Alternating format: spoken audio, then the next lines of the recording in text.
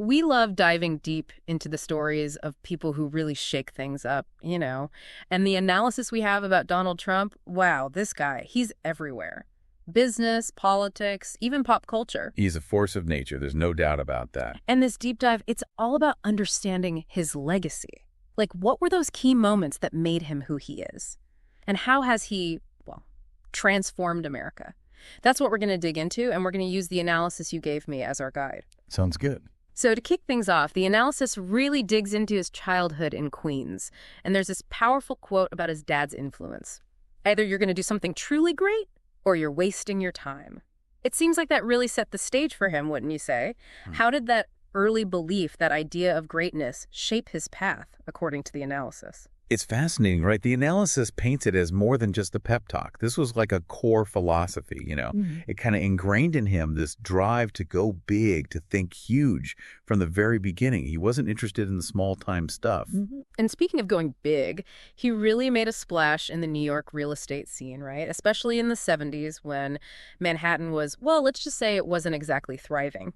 And the analysis talks about this bold move, turning the Commodore Hotel into the Grand Hyatt. They even use the word bravado. It feels like a perfect example of how he operates. What's the deeper meaning there? What's interesting is the analysis says that this wasn't just smart business. It was like a statement, a way of saying, I don't buy into all this negativity. Everyone else saw a city going downhill, but he saw potential. He saw opportunity. Exactly.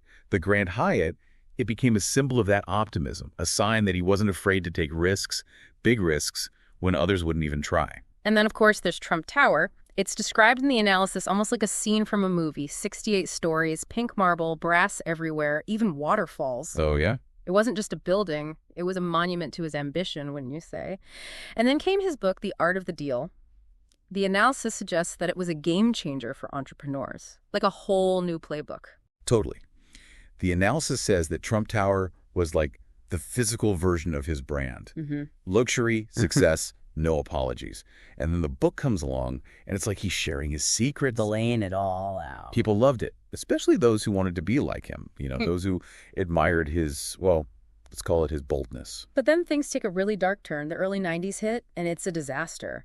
Massive debt, the casinos in Atlantic City tanking, almost $1 billion in personal debt. The analysis even quotes people saying, Trump is finished. How did he handle that? What does the analysis say about his mindset, his strategies to claw his way back? It's a wild story, right? The analysis really emphasizes his refusal to give up. He has this quote, and it's powerful. I refuse to get into the worst moment of my life. I studied the problem until I found a solution. This wasn't just luck. This was strategic. He had to dig deep. He had to restructure his debts, fight to save what he could. The analysis calls it a pivotal moment, one that shows his incredible resilience. So he goes from battling it out in the boardroom to basically taking over our living rooms with The Apprentice. The analysis calls it a cultural earthquake. I mean, you're fired. Became this iconic phrase. It's hard to deny how much that show changed his public image. How did it do that, according to the analysis? It's brilliant, right? The analysis says that the show took this world of business, which seems so out of reach for most people, and it made it entertaining. You're fired. It was all about decisiveness, taking charge, even if it was just a TV show. He was the boss, and everybody knew it. Exactly. It solidified his image as a powerful leader who wasn't afraid to make tough calls. And let's not forget, it ran for 14 seasons. Yeah. That's a long time to be in people's homes, shaping how they see you. And the analysis also mentions those strategic cameos he did in movies like Home Alone 2 and shows like Sex and the City. He wasn't just a businessman or a reality TV star. He was becoming a symbol of success, the American dream, at least for some people. I think the analysis is right on that. It suggests that those appearances were very deliberate. He was building his brand even further, becoming this recognizable figure across all sorts of media. It all reinforced this image of wealth, of being at the top. And then, boom, the political arena. He announces he's running for president, June 2015. The analysis says people were skeptical at first, but we all know how that turned out. And America first was his big idea, right? How did that connect with people so strongly, and what did it mean for politics? Well, the analysis highlights America first as this, huge break from the way things were done. The focus was on putting America's needs first, even if it meant going against what everyone else was doing. Challenging the status quo. Yeah, exactly. And a lot of people felt like the government had forgotten about them, that their concerns weren't being heard. So they connected with that message. The analysis lists some of his big wins, the tax cuts, the changes to the justice system, the 3 Supreme Court justices. They call it a fundamental realignment of American governance. What were the key takeaways there, according to the analysis? They say that these are the concrete results of his policies. The tax cuts were about boosting the economy, especially for businesses. The changes to the justice system were aimed at making things more fair. And the Supreme Court appointments were about shaping the courts for the long haul with more conservative judges. The analysis presents these as really significant changes, ones that will have a long-lasting impact. And we can't forget his approach to foreign policy, particularly with North Korea. Those summits with Kim Jong-un, the analysis calls them unpredictable, going from threats to actually setting foot in North Korea. How effective was this, and what does it say about his style? It was definitely unconventional. The analysis points out that he was willing to throw out the old playbook when it came to diplomacy. And whether it worked or not, well, that's still up for debate, but it definitely shook things up. He did things his own way. Absolutely. And then there's Twitter.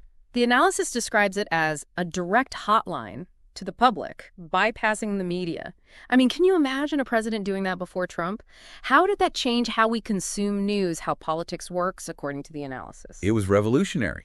He could speak directly to his supporters, control the narrative without going through filters.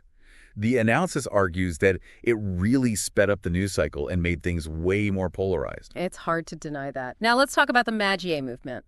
The analysis says it's more than just a political thing, it's a cultural force. Even after he left office, people are still fiercely loyal. What's the secret sauce there, according to the analysis? The analysis focuses on this deep sense of belonging, a shared identity that goes beyond just liking a politician. It's about feeling heard, understood, and wanting change, big change. Those rallies, they were more than just campaign events. They were like community gatherings that strengthened that bond. And what about the Republican Party? The analysis says he transformed it, taking it from country club conservatism, as they put it, to this new coalition focused on the working class, globalization, immigration. That's a pretty huge shift. How did that happen? The analysis says that Trump connected with a group of people who felt like the system had failed them.